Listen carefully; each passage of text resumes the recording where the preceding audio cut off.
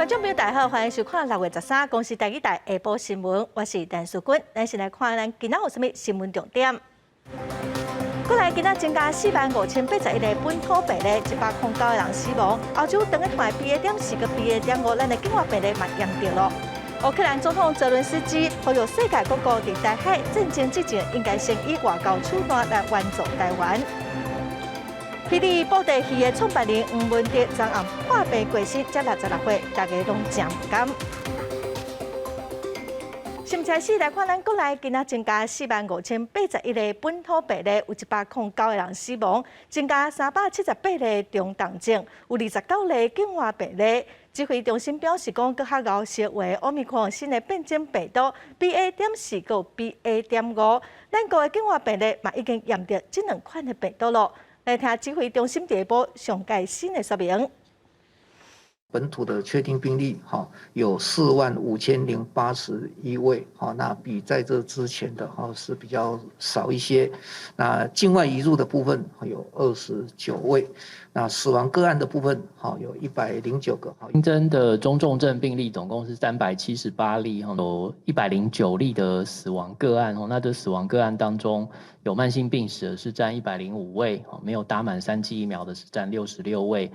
在边境这边有首次拦截到这个新的变异株Omicron BA.4 和 BA.5 的这个病例我们上周总共有针对境外移入的病例呢，定序57例其中有4例检出是 BA.5。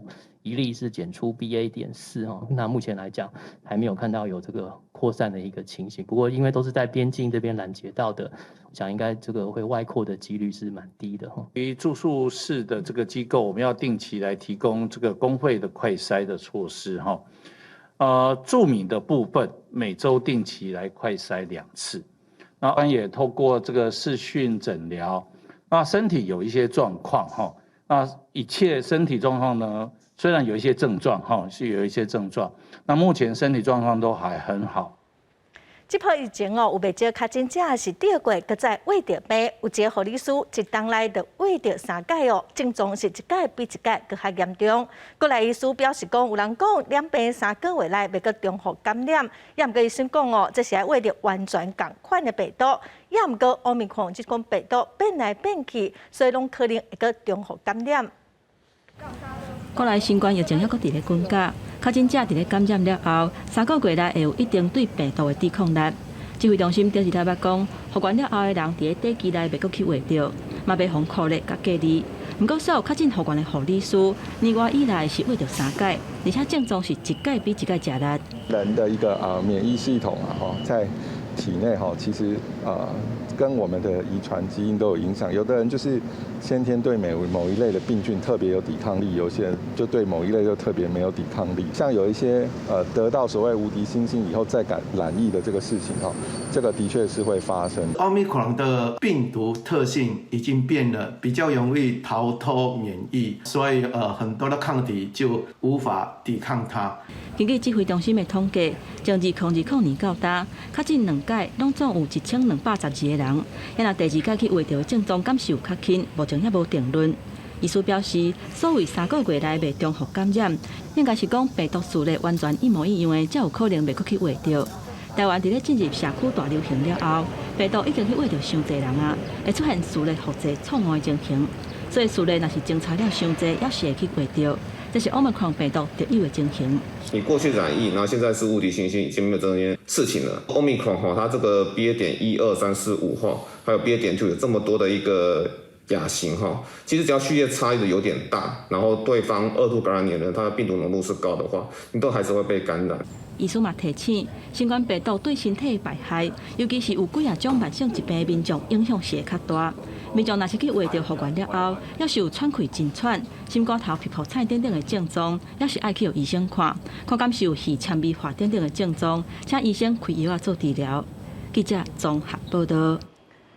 为着要照顾病院的确诊者，卫生福利部之前宣布讲，会当互病院安排几个病人做伙来请一个人来到三港照顾，病人搁健保会做伙来负担费用。这试办计划上紧今年后半年就会上路。新冠本土疫情依然伫咧高原期，真侪病人住院时阵请袂到看护，家属则轮流到病陪病，常常出现一个人住院，规家伙仔住院的情形。因过卫福部伫咧最近宣布，将会执行住院结合照护计划，也就是由病院安排，互几多位病人最近请一位照护辅助人力，该叫做护助。费用是由住院的病人甲健保共同负担，互辅助的能力会当有效的运用。住院的过程里面需要的这个照顾，比如说他因为疾病而不能自己吃饭，不能自己翻身，不能自己移动，不能自己如厕，那这个呢都由照顾的这个过程的一个辅助人力来协助这样子。照护师讲，辅助拢是了有证照的专业人员，除了会当斗相共、饲食物件、平时这款工作，也阁需要受过感染管控等相关训练。也毋过，每一间病房所需要的照护项目无同，请的能力也有所无同。就像是吉成一般病房，每一床每工的费用是1650，健保付750，患者只要负担900块，大幅度减少病人甲家属的经济负担。有一点速度太慢了，我们真的等不及了。所以今天民间的诉求就是要加快脚步，现在就做。通过那个3年的计划，我们希望期待在3年后全面性的健保给付纳入看护这件事就可以成型。卫福部强调，目前在台湾辅助的人力差不多是12000人，应该是有够。今年将会以3级来举办这项计划。按算伫咧7、8月时阵公开征求举办的医疗院所。上紧伫咧下半年开始实施，互家属会当探病，也毋过毋免阁再烦恼陪病的问题。记者综合报道。来看高雄有一个30多岁有身的护理人，顶礼拜伊伫病院破腹生一个查甫阿婴仔，要出院去未来中心的时阵哦，这个查甫阿婴仔快胎哦，却验出病毒，就送去医学中心的加护病房治疗。也毋过，所有的接触者，包括爸爸妈妈、各工作人员的 PCR 拢是阴性的。这个查甫阿婴仔是安怎会着病？目前是搁调查。要入去病院，得要先互医护人员磅体温。高雄这间病院有一个出事1礼拜外的查甫婴，在伊下晡转去别院的产后护理之家的时阵，快筛阳性确诊。毋过查甫婴对出事到离开病院，拢干那伫婴仔室，也无和爸母共房过。因那爸母甲接触过婴仔的病院工作人员，包括清洁人员 PCR 拢是阴性。这个查甫婴到底安怎感染的？病院搁咧厘清。这中间5天他都没有出婴儿室，我们现在规定婴儿目前都会留在婴儿室，没有跟爸爸妈妈见面。病院表示，查甫婴 PCR 也是阳性 ，CT 值26，病毒量无悬，爸母也无确诊过。毋过查甫婴对11转去北京产后护理之家进前，拢无离开过婴仔室，这有可能是院内感染。目前的传染途径我们也都还在厘清，因为全部的有可能接触的工作人员，我们都第一时间做快筛加 PCR 都是阴性。也没办法怎么样啊，就是大家自己在注意啊，因为其实护理师跟医生也都很辛苦啊。师傅表示，查甫婴已经带入去医学中心的加护病房。病院初步了解也讲，查甫婴目前的身体状况真稳定。另外2个和查甫婴同一间的阿婴仔 PCR 也是阴性，病院会继续追踪接触过确诊婴仔的人身体状况，希望赶紧找到感染源。记者综合报道。再来看新北市中和一个2岁查甫囡仔恩恩，今年4月份为着病过身哦。恩恩的爸爸一直咧追查讲救护车等81分钟，到底问题是出伫佗？恩恩的爸爸张伫面册写讲，新北市消防局整理予伊的重点哦，伊发现讲无法度派车，爱通知1922这句话绕高去咯。新北中和2岁囡仔恩恩确诊过身，家属质疑救护车延前81分钟才到位，致使延误看医生，引起社会关心。恩恩的爸爸10日半暝啊，伫面册发文表示，伫核对听取消防局录音的译文笔记的时阵，发现闹到关键的一句话，无办法派车，爱通知1922，因为真可能影响119后续处理恩恩送医的所有判断。紧急昏迷的状态下，外县市是直接派车出去，然后同步的时间呢，消防局会联络好卫生局，那卫生局会联络好医院。可是现在新北市整个这块的处理流程，在4月14号当天是一栋等着一栋。恩恩的爸爸无了解背后为什么会出现名牌车爱通知1922，也怀疑这句关键的话无出现在消防局译文当中。新北市消防局回应，译文内容是受话方甲恩恩妈妈双方通话内容，甲其他通话双方内容无相关，都无收录。我们同仁他是一个救护技术员，然后再提醒我们派遣员，当下受理案件的派遣员，他提醒他，要去确认有没有通报相关卫生单位的一个确诊的这个流程，所以才会有这句话的出现。我都要求我们的相关单位一定按照规定，全力提供资料给恩恩爸爸。新北消防局进一步表示，4月份迄时阵防疫政策依然是清零扩大扩展，受理报案流程爱先甲卫生单位做反向联络，确诊倒一寡病院应收治才会出车。恩恩事件，国民党团建议恩恩的爸爸对1922无作为提出国会申请。新北市长侯友宜表示尊重，勘测到新北部分是交由司法公正单位来判定。记者综合报道。来看台湾布袋戏的国宝黄俊雄大师的第2后生，有8亿财主称号的黄文德，昨暗破病过身哦，才66岁。消息传出，互大家是拢真唔甘。黄文德自年哦身体就无好，嘛因为心脏病有去住院开刀，昨暗传出讲过身哦。基本界人士是表示讲，这是布袋戏界真大的损失。黄文德咯是受环境的配音员，伊甲伊的老爸黄俊雄创立台湾布袋戏真车赢的历史哦。黄文德最近哦是以电影《受环境》入围台北电影奖的技术奖，7月初9就要颁奖了。无想到讲黄老师先行一步咯。黄文德的相识啊小弟天舞布袋戏的黄文耀，嘛则伫今年的2月份过往哦。布袋戏界伫半冬内底都有2个大师离开，是互人真唔甘。来看一个姓吴做旅行业的查甫人哦，顶个月初伫面册分享伊钓到的鱼，结果有警察就发现讲，相片内底的鱼啊是台湾特有种，是一级保育类的动物河带樱花狗吻龟，所以团伊到案来说明，嘛以野生动物保育法该移送地检署侦办。国宝鱼樱花狗吻龟估计现在的数量约8000多尾，仍处于濒危状态。民众切勿非法捕猎、宰杀及骚扰该栖地行为，违者恐涉野生动物保护法，处6个月以上5年以下有期徒刑，得并科新台币20万元以上100万元以下罚金。警察把相片送去屏东科技大学确认哦，确定讲这就是台湾特别绝种的国宝鱼河带。也毋过，这个查甫人是讲，伊是伫台中的南无溪钓鱼，确实是有钓着2尾河带，也毋过随着野放咯，毋知影讲安尼嘛违法咯。警方是讲，虽然毋是伫国家公园钓的，也毋过因为是保育动物，上当是当来处5档的有期徒。咱来看，昨下晡3点，有一架载桃园要载人客要去宜兰清水佚佗的游览车，伫三星乡哦发生车祸，游览车甲一架轿车的车头拢弄甲密密麻麻，计共受6个人跌伤，送病院哦，加载是拢平安，无性命的危险。消防人员用破坏器材甲门厅锯开，把握时间甲吊伫咧车底乘客甲驾驶救出。12下昼，2台载着桃园的游客要去宜兰清水直直耍的游览车，半路有一个过弯的路段，第2台游览车和对向的一台轿车撞到。我1号车，然后他2号车，我过了，然后他没有过，他这台车子就撞到他这样子，就整个撞到我们2号车，他看地上的轮胎痕就知道，他直直的切过来到我们这里，对方很快，完全没有刹车失控，直接撞上我们的车头。弄人的这台蓝色的轿车，规个已经弄甲密密麻麻。这件车祸发生伫咧12下昼2点外，宜兰县三星乡台七饼线。这条路经过车真多，警方除了伫咧现场指挥交通，也通知拖吊业者来现场处理。初步看起来是这台轿车驶上紧才去撞到。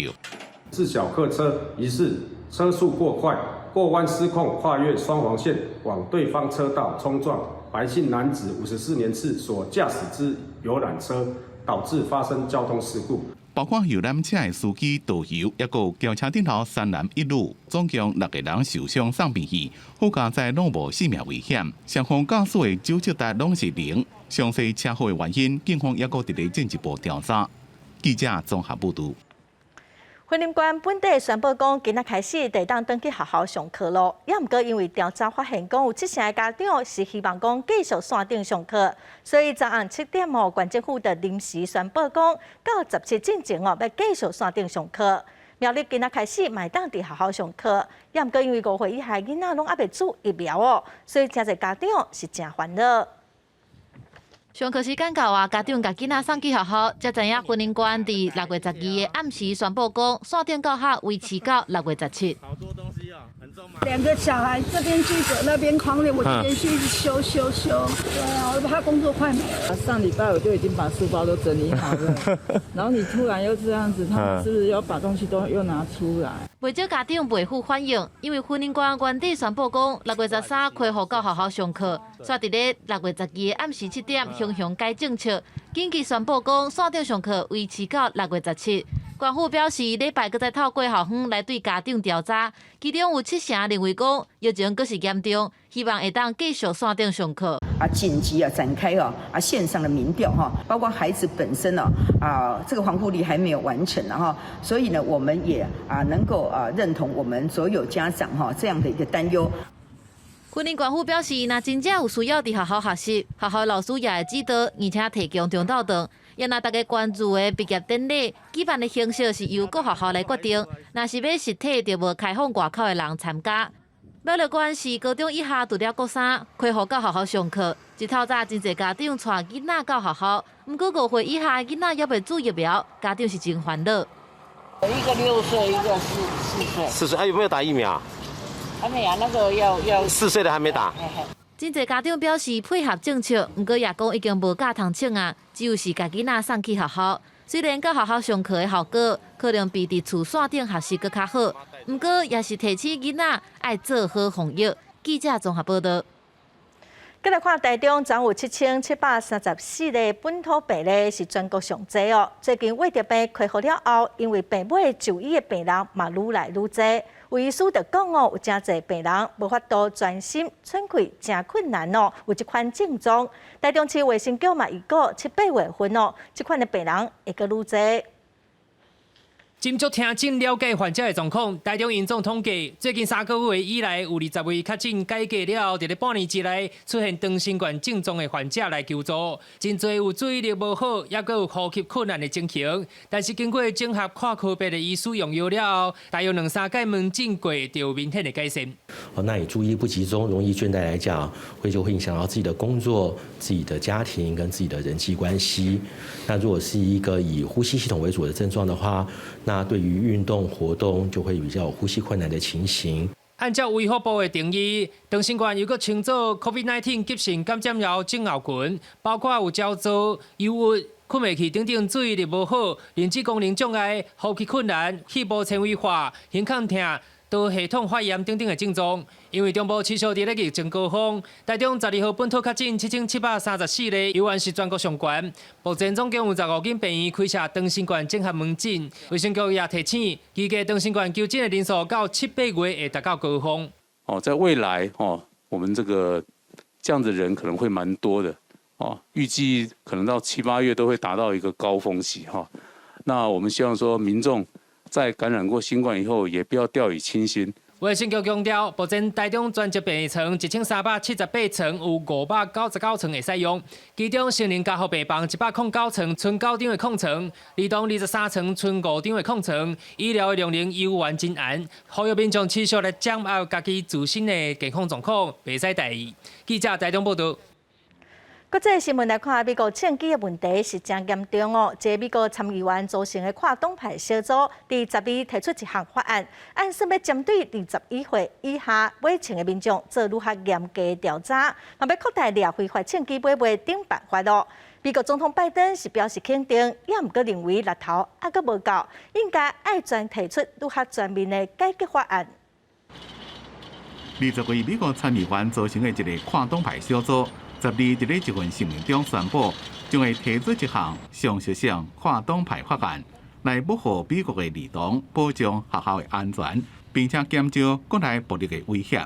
这项阻止枪击暴力的法案得到反枪团体支持，并且强调，这是一个过去30年的法案架构内面毋捌看过。it's significant not only because of how this can have a real impact in lives, but to me it feels like a moment in time and a sign of things to come. Right? This is sort of testing ground that we can pass bipartisan gun laws and the sky won't fall. And for all of those reasons, I think that this agreement is really important. 民主党占多数的众议院，顶礼拜才投票通过一系列规范枪支销售的措施。本来就是讲会伫咧参议院卡关，不过无想讲，伫即马这项法案有10位共和党的参议员支持。根据 BBC 报道，这项法案针对21岁以下的买枪的人进行更加严格的背景调查，增加各州的资源，以防止武器走到有风险的人的手内，也个查缉非法的卖枪。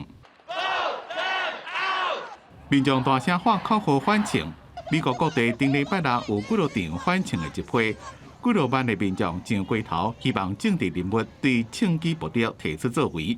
对于参议院提出的法案，美国总统拜登俄罗这是重要的一步，不过伊也强调，这款措施是也无到伊所要求的解决好度。不过共和党人是担心，这对秋季的其中选举来讲是危险的信号。Democrats are going to come back for more. So, just because they're framing this as a modest deal doesn't mean this is the last bite at the apple. So, it's going in the wrong direction, and it seems to be a clear sign that Republican leadership hasn't gotten the message. 民主党这位参议员莫菲讲，双方已经确定部分法案的内容，参议两党的领袖拢对这项法案正乐观。因为得到10位共和党议员的支持，也代表这项法案有够的票数伫咧参议院通过。公司新闻陈伟林编辑。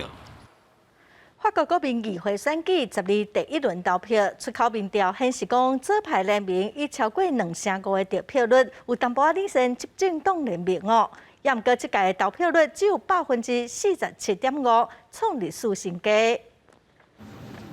法国一间左派不屈法国的领导人梅兰雄4月总统大选第一回合投票，以小可得票差距落在第3了后，就将重心转向国民议会选举，目标锁定在总理指挥左右强地。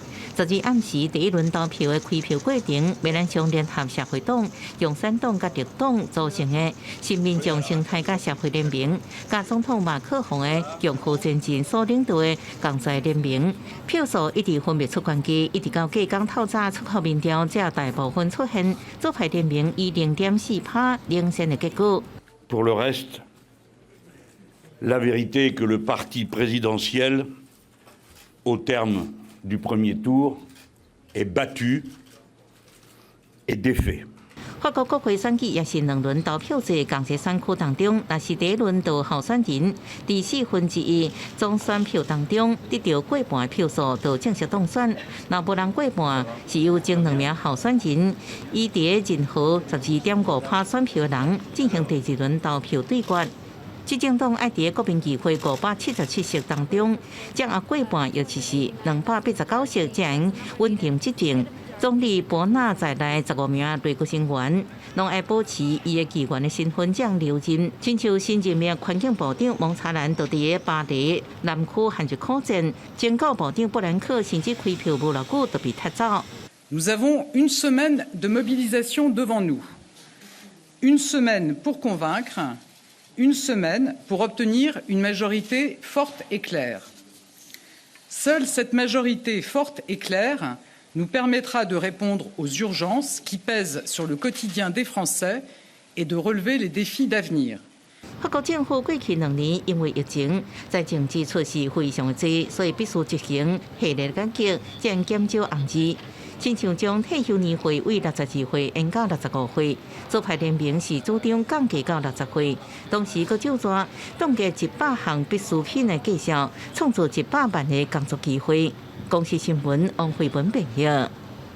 来关心罗西亚甲乌克兰小镇的新闻哦，有一个住伫乌克兰首都基辅附近才15岁的学生啊普卡萨，伊操作无人机成功阻止罗西亚军队攻击基辅的计划，即马是真做当地英雄。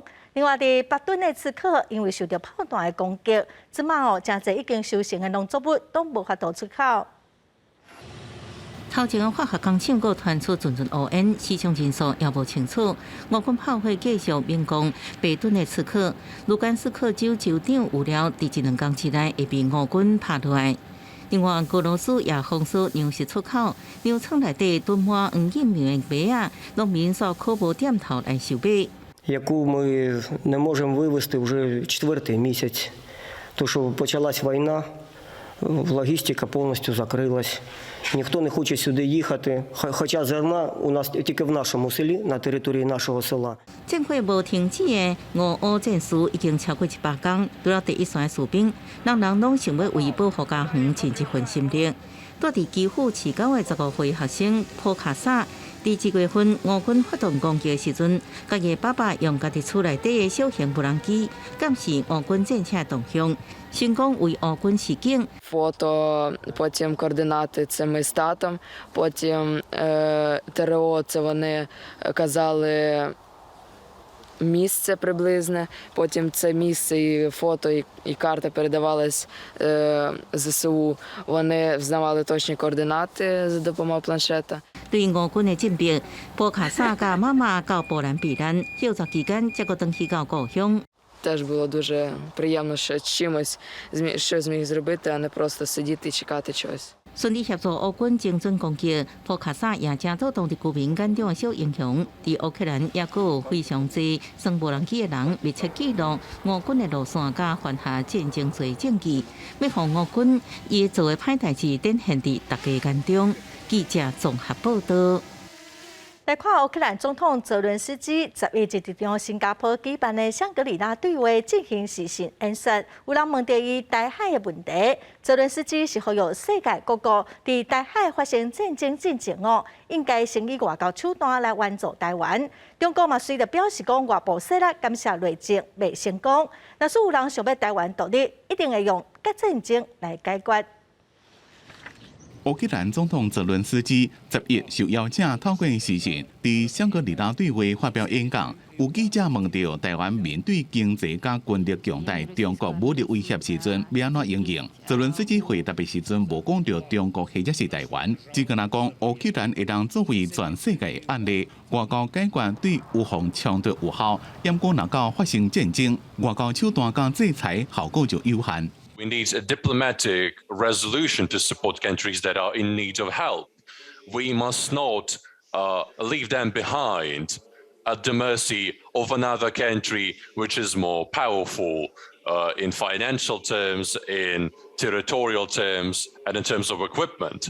And therefore, if there is a way out diplomatically, we need to use the diplomatic way. But it must be a preemptive way, not the one that comes after the war has started. 中國國防部長魏鳳和12日一個香格里拉對話會議，就南海中美關係發表中國嘅立場。伊希望美中兩國應該加強戰略互信，避免錯誤嘅判斷。對台灣嘅問題是強調，若是有人要將台灣自中國分裂出去，一定會發生戰爭。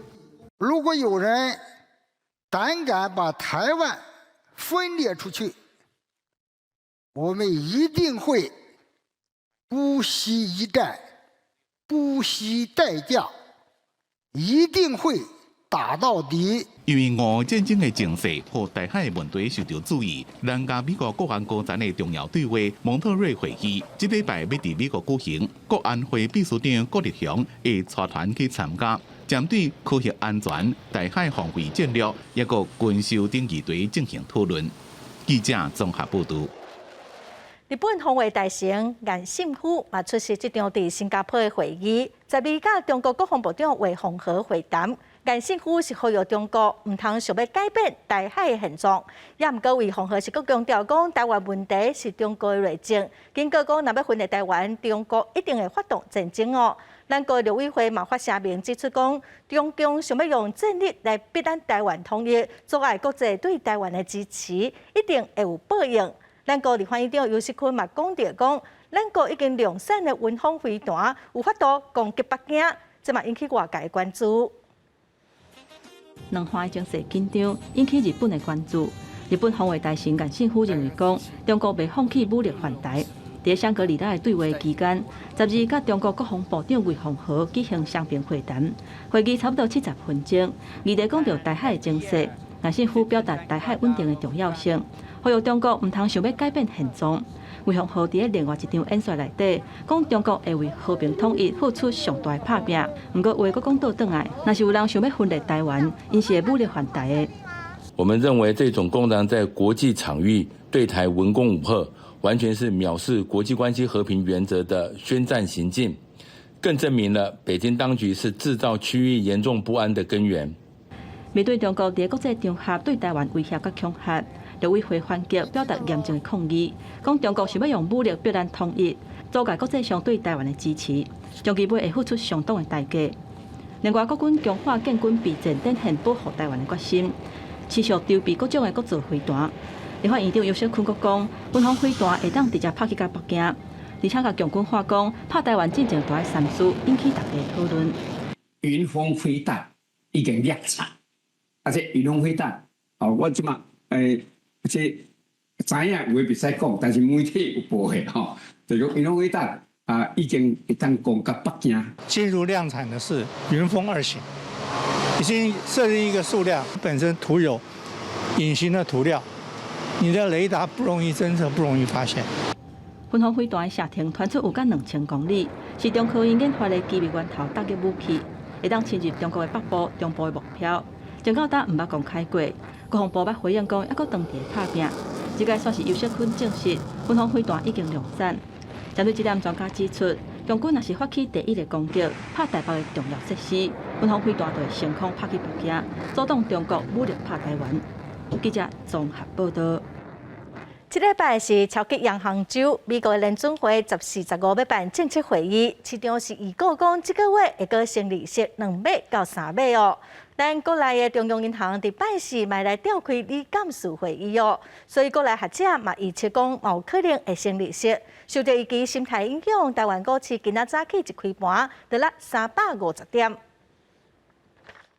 一码看起来是基本款。中央银行为今年3月升利息1码了后，学者铁口直断也会升利息。6月16拜四，理监事会除了考虑通货膨胀因素，主要是美国大幅度升利息，新台币美金利差名无限制扩大。那个联准会这一次也要压抑通膨，所以我觉得它的升息的空间，我觉得2码看起来跑不掉。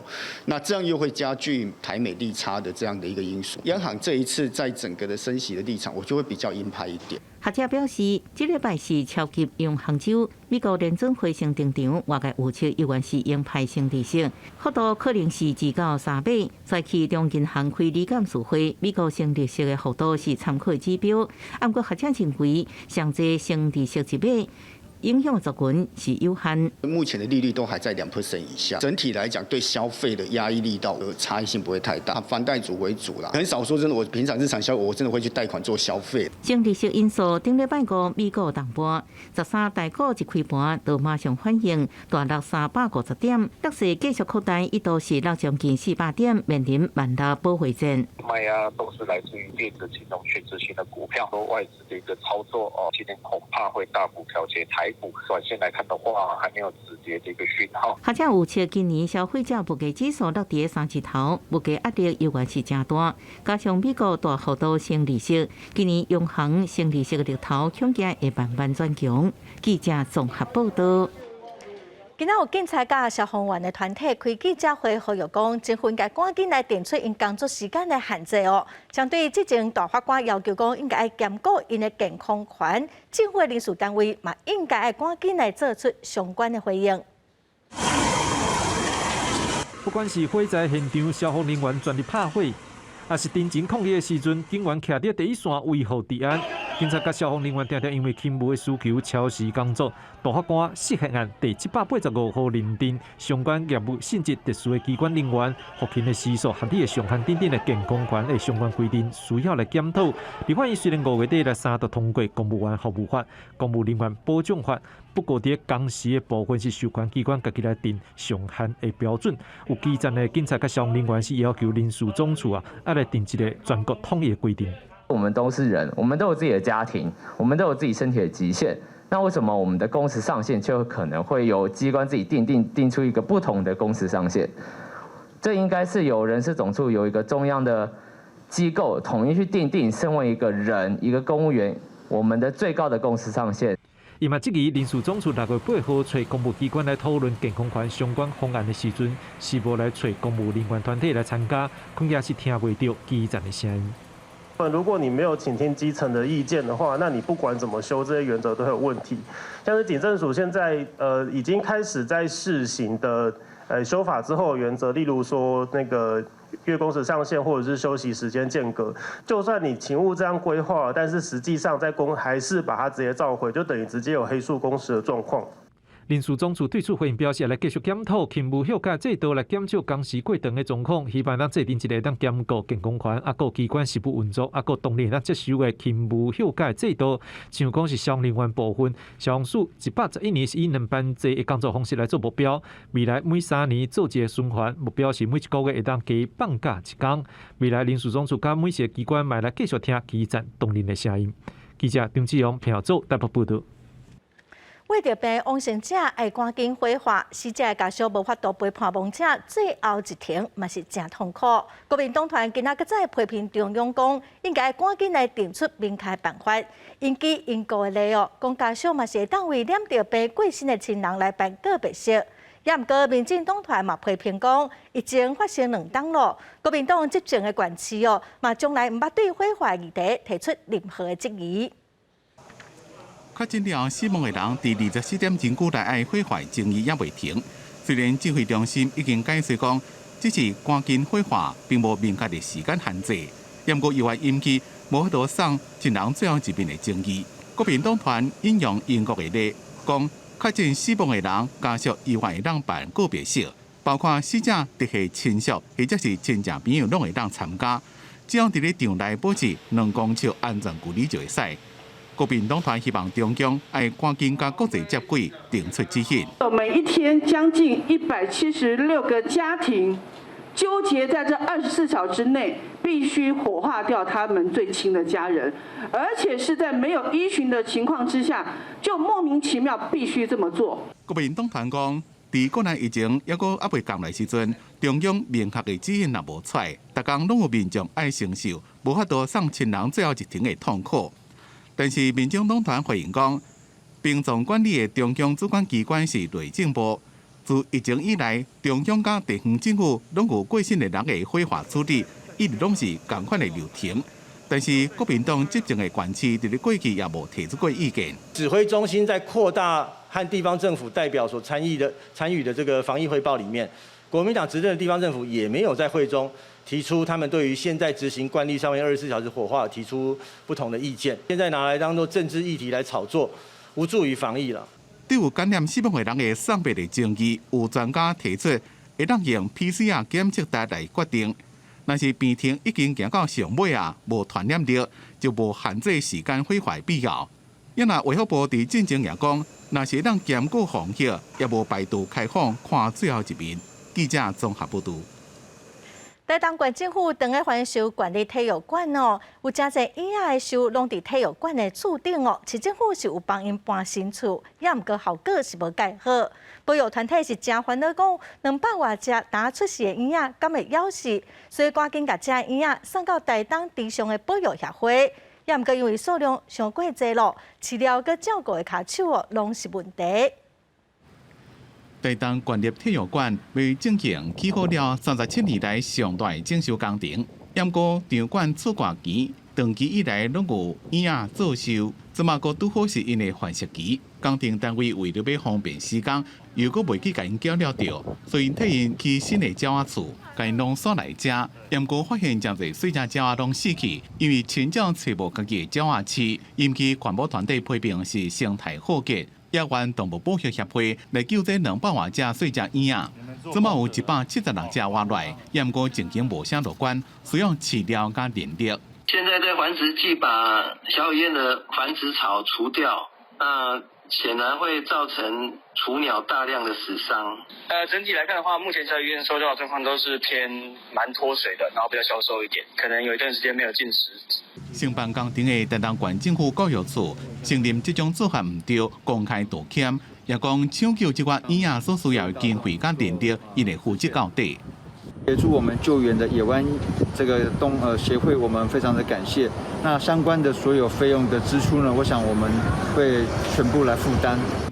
广播团体批评讲，这款细只鸟啊，过过一段时间就要离休啊，敢讲工程袂当搁稍等一下。台东县教育处讲，会伫这学期过了，调集所有学校甲园长管理员，实施工程生态检核课程。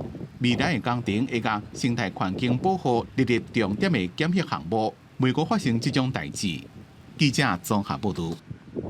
再来看海巡署最近伫花莲丰滨乡卫东风景区附近的海边发现有真侪点仔甲石头等粪扫，嘛抓到2个嫌犯哦。调查嘛发现讲，这2个嫌犯是台电的包厢。怪手伫咧花莲丰滨乡前埔部落时工，挖起来点仔甲石头，本来爱用山石车载走。也毋过工作人员是嫌麻烦，竟然偷偷甲这款废弃物拢倒伫咧海边啊！国讲地主有动机。于9日晚间7时许，于台11线71.5K 处发现疑似有非法倾倒柏油碎石废弃物，随即成立专案小组循线调查，并于10日上午10时许于月洞附近由埋伏人员弃获2名嫌犯及证物1批。经过调查，嫌犯是台电的包厢，伫前埔部落做下水道挂甲维护工程，也毋过挖出来需要废弃物竟然乱倒。附近是东海华国家风景区的野洞，严重破坏海华景观。事业废弃物的部分呢，我们会依照废弃物清理法的46条，裁处1年以上3年以下的有期徒刑，并且一颗罚金1500万以下。那这部分呢，我们会移送警方来做侦办。因为现场抓到，而且地主也讲无同意引导，专案甲相关人员移送花莲地检署侦办，并且追究包厢的责任。记者综合报道。宜兰大溪国道5号高架桥下面公所开1200万打造一个亲子公园，顶个月正式启用。也毋过民众发现讲，公园的厝厝打出公告，讲这厝厝设计了无够徛，囡仔暂时袂当使用。虽然公园是伫桥骹也毋过若是落雨，嘛是无法度美好。真侪民众对这个新公园拢真失望。囡仔坐伫咧顶头，想要出流浪，也毋过出袂来。公所也伫咧边仔打工，厝都无够。而且所在虽然是伫咧高架桥下骹，也毋过也是被雨淋着。外口落大雨，内面是落小雨。这是大溪乡顶个月才完工启用的力量之心亲子公园，问题真多。有人说这里都不滑，都不滑，对，所以会很失望吗？是啊，因为用那么多钱，这样子的话，下雨一边它是没有办法滑。大溪乡力量村每年5月节拢会办力量竞渡，已经有224年的历史。2001年，和交通部观光局列做国家12大民族节庆活动。大溪乡公所向国光局证书，伫国道5号平原线的高架桥下骹4000多平的空间，开1200万起这个亲子公园。第2期也有停车场，调整坡度，坡度再做一个调整，让它更那个角度更大一些。那后面我们会来一并来做一个改善。对民众的积极，大溪乡公所讲会调整自流浪的速度，互民众会当使用。因来拦着雨的这部分，会纳入第2期的工程，装遮雨的设备来改善这个问题。记者综合报道。来看桃园有议员指出讲，市区有真侪所在路牌、交通的标志拢互树挡掉的。因建议讲，工程单位应该爱定期去巡逻检查。永和工程处是回应表示讲，因逐礼拜拢有去检查，因为区公所是主管机关，有问题因拢会通报区公所去处理。路牌去互树砸咧，强要看无啊！桃园有议员伫即阵的时阵摕相片讲，有几个所在路牌甲交通标志去互树砸咧。民众伫咧路面、路名甲车阳灯若是看袂清楚，烦恼会影响民众的安全。就是那边骑过来也看不明显啊，这骑过去也是不明显，就整个被树挡到。如果是外地人来的话，问路的你看不到那个门那个路牌啊。路牌也好，还是交通标志、交通号志都被遮住了。这个连9天玄女降落都找不到。行驶在道路上有这种状况，非常的危险。永工处表示，因管理的重点，存在频率1礼拜是1届。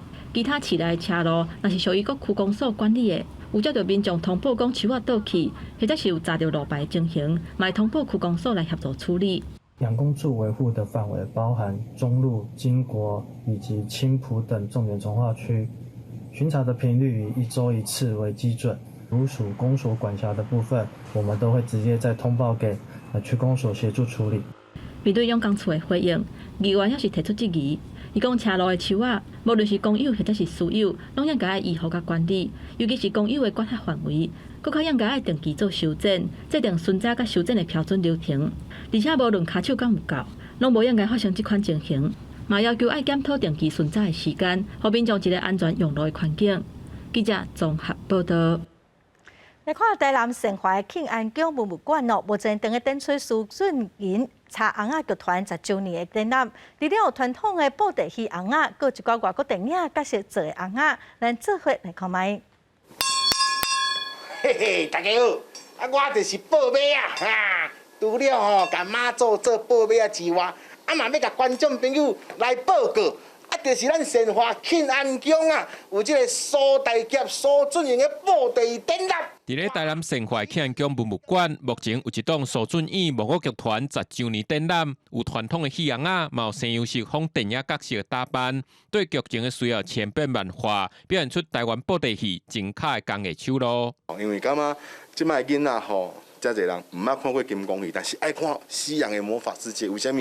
因为有一支魔法棒吼，会当变东变西，所以用无共款的媒介，互囡仔更加熟悉咱台湾的布袋戏，啊，更加感觉讲哇，这个布袋戏遮尔奇幻啦。互人称作苏大侠的布袋戏团长苏俊义讲，即个展出的红仔有实际上过舞台演出的，嘛有特别请人设计。上特别的是搁拆解红仔头制作过程，对一块四角茶到粗胚定位，就是搁混过，逐步拢可见师傅的真功夫。为一块四角茶要安怎粗胚、定五官、细胚、上底色、画五官、指法、造型的这个。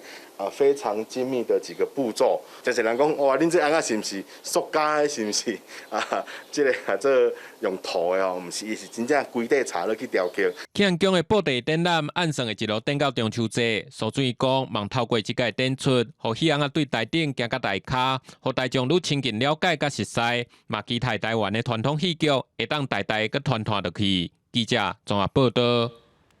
因为全球暖化甲战争哦，造成全世界粮食欠缺的问题是愈来愈严重。也毋过科学家拢正拍拼的研究，咱来看伫台南盛华的世界菜色中心哦，最近就研究出核弹台湾种，佮会使对抗高温，佮有白糖害的柑仔蜜、花菜等品种菜色新的品种。岛中展出柑仔蜜、花菜、大肠仔，佮有咸姜仔。这寡菜色拢是世界菜色中心改良过的品种，毋但适合伫台湾的气候环境来种，佮会当对抗白糖，会抗得愈来愈烧热的天气。全球暖化越来越严重啊，所以我们一直致力改良育成新的一些抗病啊，或是抗逆境的品系。像市面上可能是抗单一个病害，我们的是有抗。可能2、3种，可能还要耐热。最近气候变迁愈来愈严重，上大雨、呛高温，也互白糖愈高生炭，影响到农作物的成长。总部伫台南盛华，长期关心台湾农业环境的世界菜色中心举办交流会，发表因开几60档，和农委会研究单位研发的品种，除了会使适应现此时的气候环境，而且连产量也比一般的品种更较侪。像这个品系啊，它的产量比较起来，在秋天跟在春天比较起来，都是比一般我们其他的试验品系来得高一点。然后它其实也比较早熟，这样，所以你可以看到它现在已经有一点红色，然后其他的还是在绿色的状态。这届发表会也是和台湾的农民，佮国内的农业机构、研究单位来交流，了解这个新品种，就是5万种植的过程，会当减少使用农药甲化学肥料，来增加农民的利润，也互消费者食个安心。记者综合报道。今年梅仔的选季已经结束了，各地嘛拢开始烘乌梅。咱来看南投信义乡哦，有所在是用营养皂来烘乌梅。食起来是特别有古早味，农会甲在地团体嘛做伙合作，为梅仔的收入嘛提出来做老人送餐的服务，来照顾伫在地行动无方便的时段。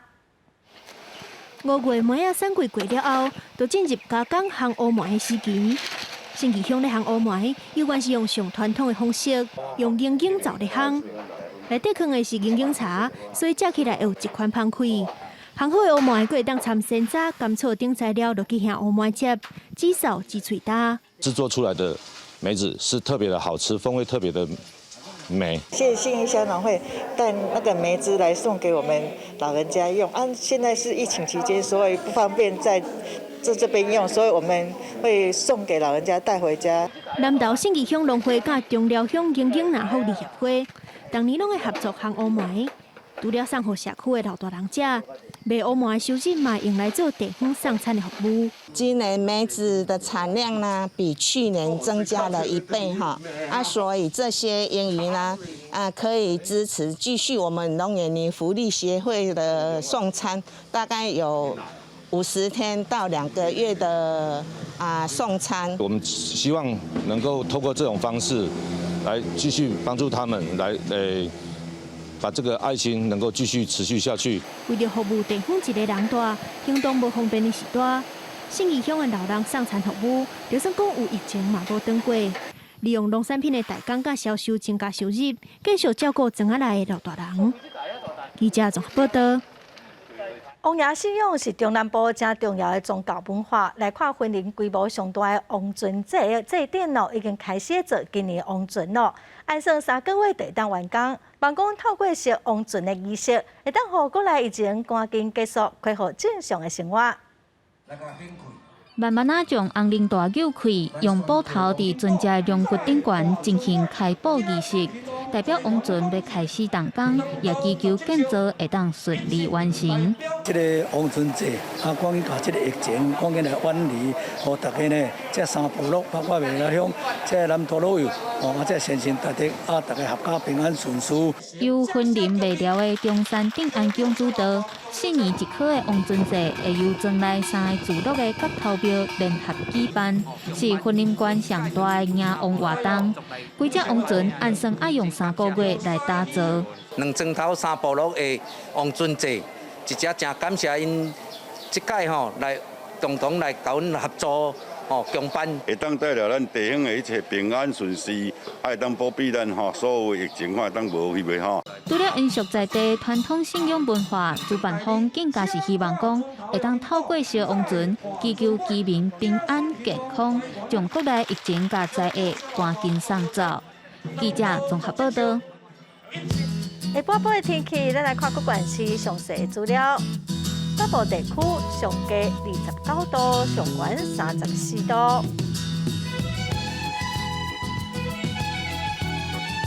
中部地区上低30度，上悬33度。